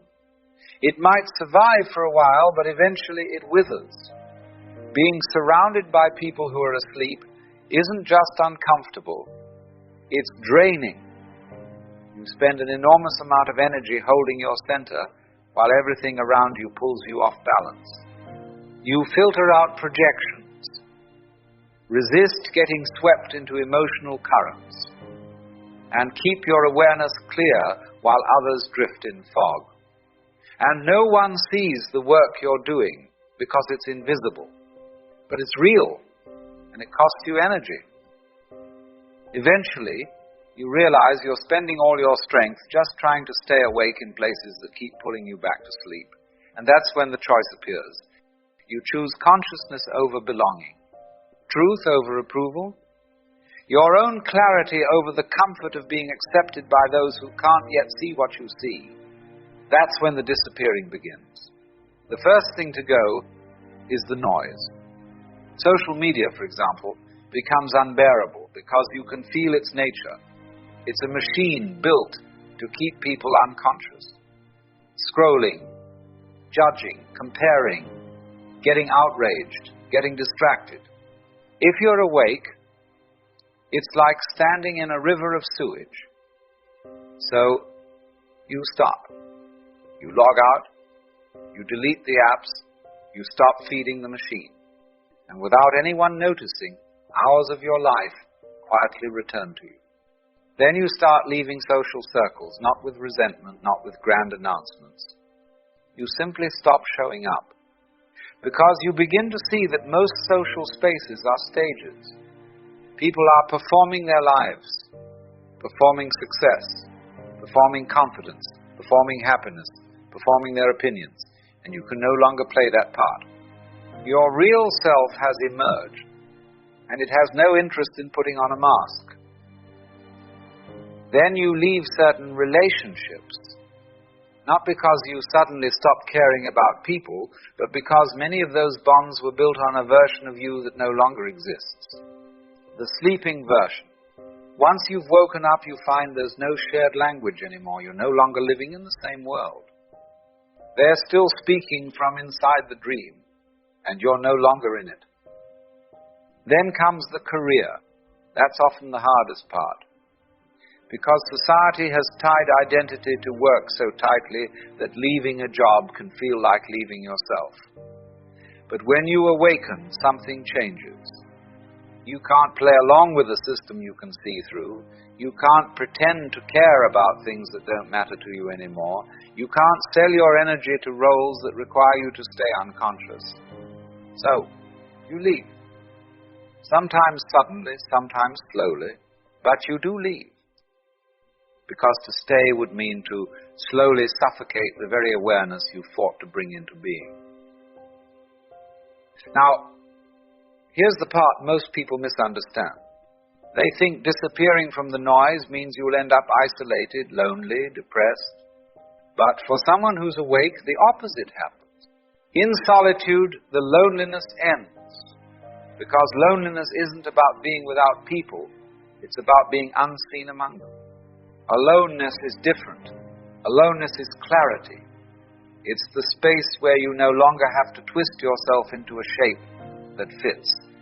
When the awakened person withdraws, they discover something most never realize. They were never truly with other people in the first place. Physical proximity is not connection. Real connection happens only when consciousness meets consciousness. And when you're awake in a room full of sleeping people, there's no one to meet. But in solitude, away from the noise and the endless performing, you finally meet yourself. Not the version you rehearsed for others, not the mask that was trained to fit into the world, but the living, breathing awareness behind all of that. And that isn't lonely, that is coming home. In that quiet space, you can finally hear your own thoughts without the static of 1,000 other voices. You can feel your own emotions without carrying everyone else's. You can discover what you actually want, what you actually believe, who you actually are. This is what I call the hermit phase. And it's not optional. It's essential. You cannot transform while clinging to every old connection and expectation. A caterpillar does not become a butterfly in the middle of a crowd. It withdraws, it cocoons, it goes silent for a while. And in the same way, awakening requires a period of retreat, not as escape, but as integration. This is when all the unconscious material you've carried for years finally has space to surface, to be seen and to be released. They are healing the damage that came from years of pretending to be someone they were not. They are gathering the strength to stand on their own ground, even when the rest of the world is still asleep. And this is no small task. It is much harder than staying unconscious. Because when you are awake, you lose the luxury of blame. You can no longer project your pain onto others. You can no longer hide from yourself in busyness, noise, or drama. Everything you've buried comes to the surface, and you must face it. No one can do that for you. But here's the strange, beautiful thing. Once you've walked through that darkness, once you've integrated what you've avoided, made peace with your shadow, and found what's real inside yourself, you stop depending on the world for your sense of reality. You stop needing approval. You stop begging for belonging. You no longer need the crowd to tell you who you are. You have something better. You found yourself. And from that place, if you choose to return to society, you return differently. Not to dive back into the noise, but to offer a quiet alternative. You become what I call a border dweller. Someone who stands with one foot in the sleeping world and one in the awakened. You are present, but not absorbed. Available, but not dependent. Engaged, but not entangled. Maybe you help those who are just beginning to stir. Maybe you create art that cuts through the surface and touches something real. Maybe you speak or write in ways that remind others of what they've forgotten. Or maybe you simply live your life so honestly that your very presence becomes a quiet question in the minds of others. Is there another way to be? But you never go back to the old game. You can't. Once you've tasted awareness, you can't return to sleep. Once you've felt your authentic self, you can't go back to performing a part. Once you've seen through the illusion, pretending becomes impossible. Now, some will say, isn't this selfish? Shouldn't we stay and try to wake everyone else up? Shouldn't we fight to fix the system from the inside? But here's the plain truth. You can't give what you don't have. If you haven't awakened fully yourself, if you haven't done the hard work of integrating your own shadow, then you're just another unconscious person trying to wake up other unconscious people. And that only spreads more confusion, no matter how noble your intentions. The most honest thing you can do for the world is to wake up yourself. Do the deep, uncomfortable work. Become genuinely conscious. And only then, from that steady ground, can you offer something real to those who are ready. And understand this, most people aren't ready. Most don't want to wake up. They want the familiar dream, the roles, the comfort of the play, and that's their right. Your role is not to drag anyone out of their sleep. Your role is to wake up and to quietly make yourself available to those who are beginning to stir. That's why the awakened disappear, not out of bitterness or disdain, but because they need space to breathe. To live without having to constantly shrink themselves to make others comfortable. They find each other in quiet corners in small circles away from the stage. They build small pockets of sanity in a world still lost in its performance. And this isn't abandonment, it's responsibility. The world doesn't need more people reinforcing the dream. It needs people who've walked through it, woken up, and found something real. It needs living examples of authenticity.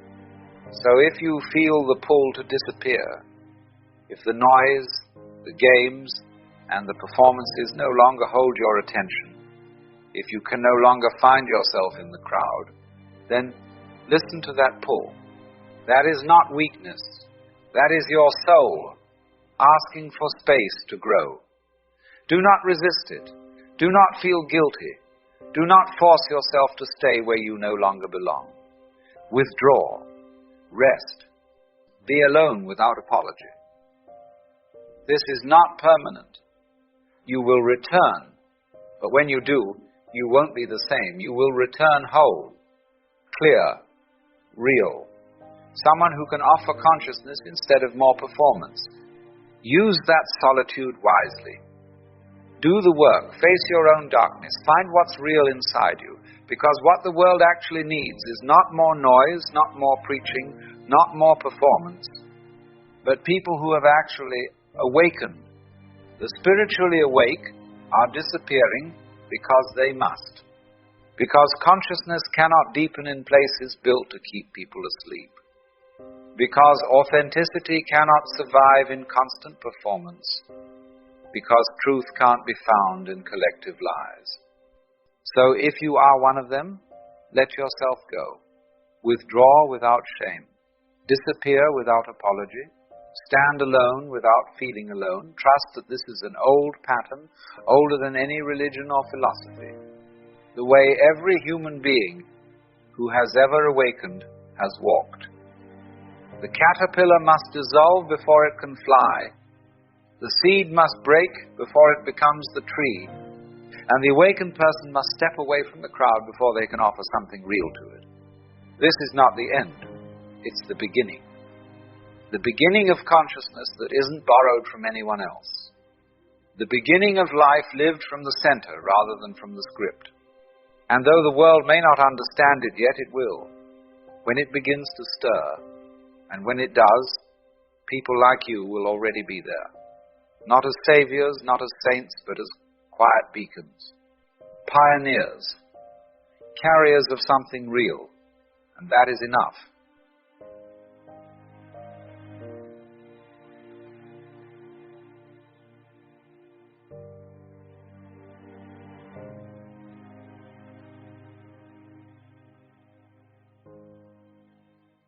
There is an old saying that the truth will set you free, but before it frees you, it will be the man who carried the burden of truth all along.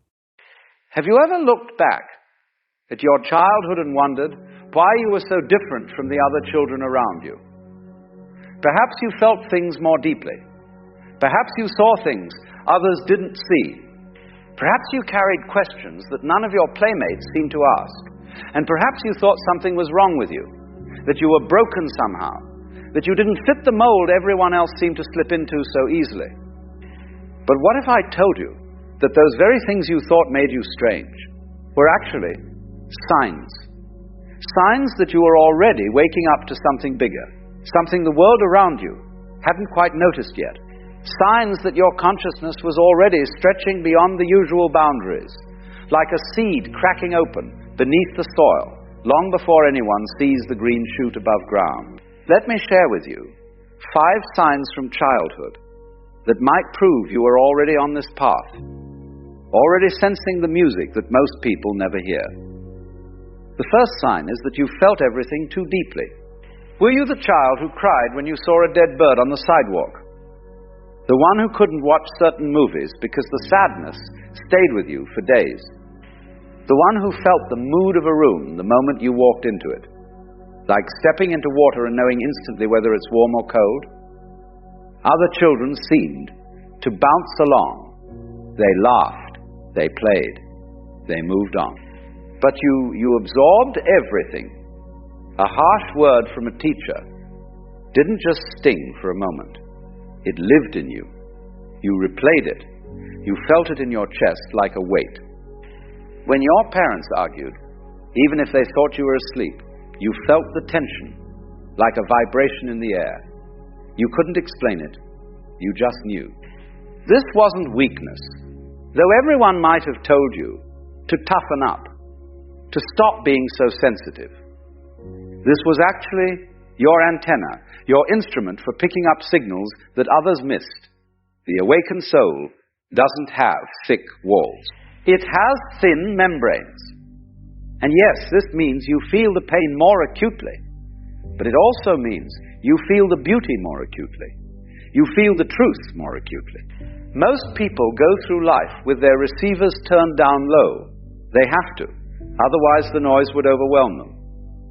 But you came in with the volume turned up. You couldn't help it. This is how you were tuned. And while it made childhood harder, it also meant you were learning to read life at a level most people never access. Think of it this way. A musician with perfect pitch hears every note, every slight variation. To someone without that gift, the song sounds fine either way. But the musician knows. They hear what's off. They hear what's beautiful. They can't not hear it. You were born with something like perfect pitch for emotion, for energy, for the undercurrents of human experience. So if you were that sensitive child, the one who felt too much, understand this. You weren't defective. You were awake. Or at least, you were waking up. The world tried to teach you, to shut down, to build walls, to stop feeling so much. But part of you refused. And that refusal, that insistence on staying open even when it hurt, that was the sign. The second sign is that you asked questions nobody else was asking.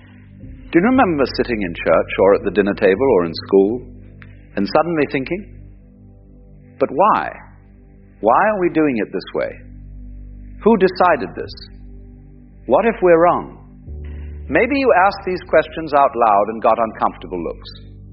Maybe adults told you to be quiet, to stop being difficult, to just accept things the way they are. Or maybe you learned quickly to keep the questions to yourself, to smile and nod while inside your mind was spinning with doubts and curiosities that nobody else seemed to share. Other children wanted to know how things worked. You wanted to know why things were the way they were. Other children accepted the rules of the game. You wanted to know who made the rules and whether the rules made any sense. This wasn't rebellion for the sake of rebellion. This was genuine wondering. You looked at the world and it didn't quite add up. People said one thing and did another. They followed traditions without understanding them. They accepted suffering as normal. They chased after things that seemed hollow, and you, even as a child, sensed something was off about all of it. The awakened soul is born with a kind of cosmic skepticism. Not cynicism, skepticism. A willingness to question, to peek behind the curtain, to not take the surface story as the whole truth. Most people never develop this. They accept the script they're handed and read their lines until the curtain falls. But you couldn't. Something in you kept whispering, there's more to this. Look closer. Don't believe everything you're told. Maybe you asked about death and what happens after. Maybe you asked about God and why people fight over God. Maybe you asked about fairness and why some people have so much while others have nothing. Maybe you asked about the point of it all, the meaning, the reason we're here. These are not childish questions. These are the oldest questions, the deepest questions, the questions that sages and mystics have wrestled with for thousands of years, and you were asking them at age 7 or 8 or 10. Why? Because your soul was already looking beyond the game. It was already sensing that the ordinary explanations weren't sufficient. The third sign is that you spent a lot of time alone, and you liked it.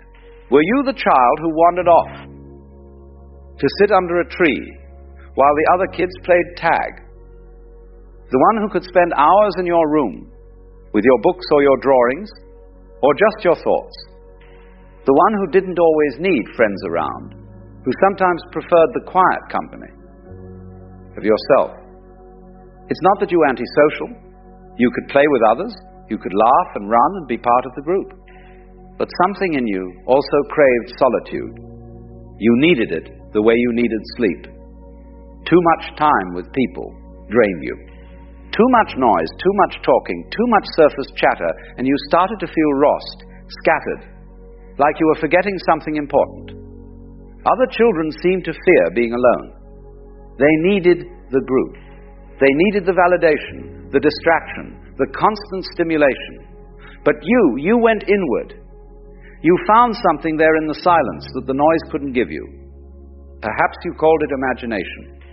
Perhaps you called it daydreaming. Perhaps you didn't call it anything at all. You just knew that when you sat quietly, when you let the world fade a bit, something else emerged. A stillness, a presence, a sense that you were more than just your name and your body and your circumstances. The awakened soul requires solitude, not all the time, but regularly, like a well that needs time to refill.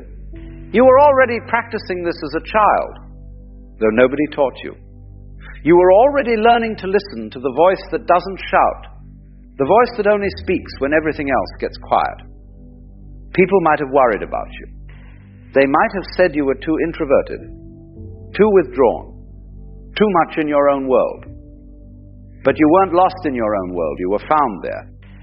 You were discovering that the most interesting thing in your life wasn't out there in the playground, or the shopping mall, or the television.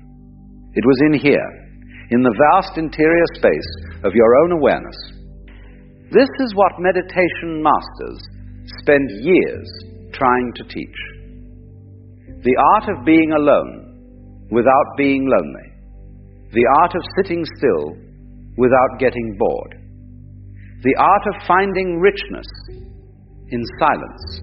You stumbled into this as a child. And while it might have made you seem odd to others, it was actually a sign of great spiritual maturity. You were already learning to be with yourself, to listen to yourself, to trust the inner quiet more than the outer noise. The fourth sign is that you saw through pretense and couldn't play along. Did you ever watch adults lie and wonder why nobody else seemed to notice? Not big dramatic lies, small ones, the polite ones, the social ones. Your mother smiling at a neighbor she just complained about. Your father pretending to like his boss at a company party. Your teacher praising a student she clearly couldn't stand. Other children might not have noticed or cared, but you noticed. You saw the mask and you saw the face beneath it, and it bothered you. It felt wrong. It felt like everyone was playing a game and pretending the game was real life. Maybe you tried to point it out once or twice, but Mom, you said you didn't like her. But Dad, you said your boss was a fool, and you got the look that said, hush. We don't talk about these things. This is how the world works. But something in you resisted. Something in you couldn't fake it, couldn't play along, couldn't put on the mask quite as easily as everyone else seemed to. At parties you stood there awkward, unable to make small talk that felt empty. At family gatherings, you felt like you were watching a performance. Everyone had their lines, everyone knew their role, and you were supposed to play yours. But you couldn't quite do it. Or when you did, it felt exhausting, like wearing clothes that don't fit. The awakened soul has a very low tolerance for pretense. It sees the theater, and it can't unsee it. This doesn't make you better than others. It doesn't make you more moral. It just means you're operating at a different frequency. You're picking up on the reality beneath the surface, and once you see it, you can't go back to pretending you don't. This is the emperor's new clothes. Everyone agreeing to see something that isn't there, because agreement is easier than truth. But you were the child who couldn't agree.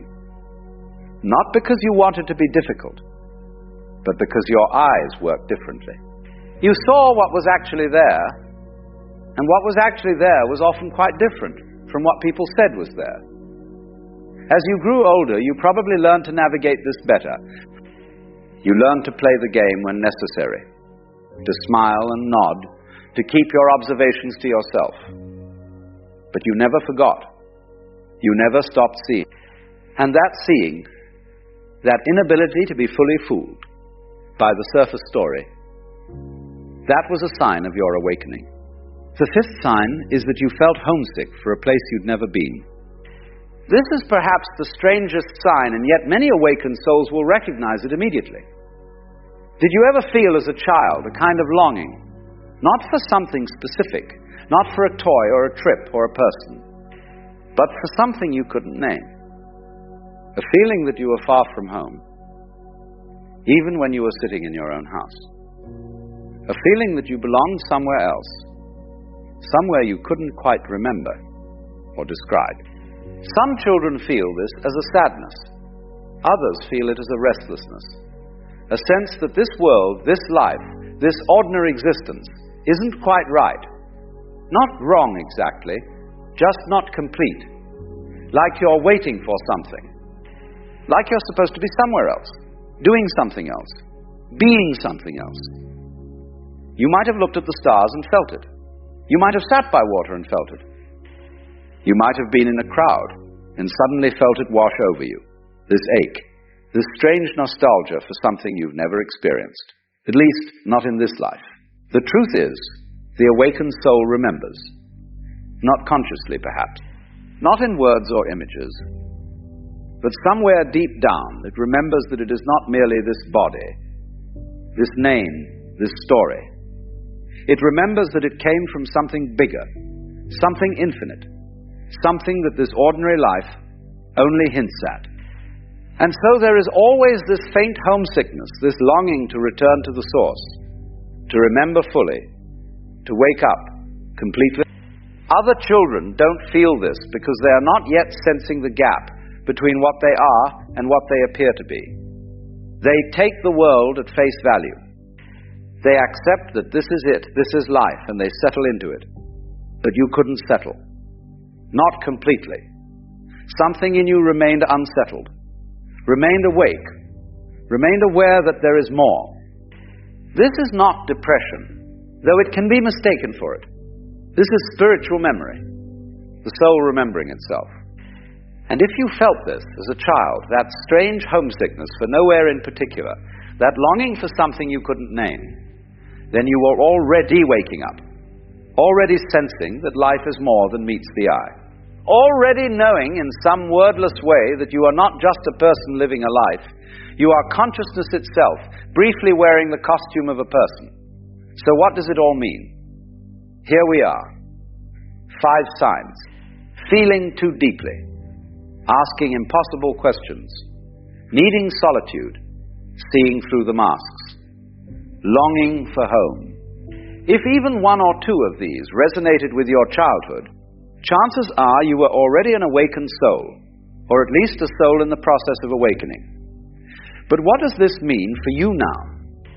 Well, it means several things. First, it means your childhood wasn't a mistake. All that strangeness, all that sensitivity, all that feeling different and out of place, it wasn't a flaw, it was a feature. You were picking up on things that most people never notice. You were seeing what most people never see. And yes, this made growing up harder. But it also made you real in a way that many people never become. Second, it means you have a responsibility, not a burden. A responsibility is huge, because the world needs people who can feel deeply, who can ask real questions, who can sit in silence, who can see through pretense, who can remember that we are more than these bodies and these stories. The world is drowning in noise and surface and distraction. And you, with your particular way of being, you are medicine. You are an antidote to the sleepwalking. Third, it means you don't have to pretend anymore. If you spent your childhood trying to be like everyone else, trying to fit in, trying to dull your sensitivity, or quiet your questions, or hide your need for solitude, you can stop now. You can accept that you were built differently. Not better, not worse, differently. And that difference is exactly what you're meant to bring to this world. The awakened soul isn't awakened because it's special. It's awakened because it couldn't help but wake up. It tried to sleep like everyone else. But something kept poking it, nudging it, whispering in its ear, and finally it opened its eyes and realized, oh, I've been awake this whole time. I just thought I was supposed to be asleep.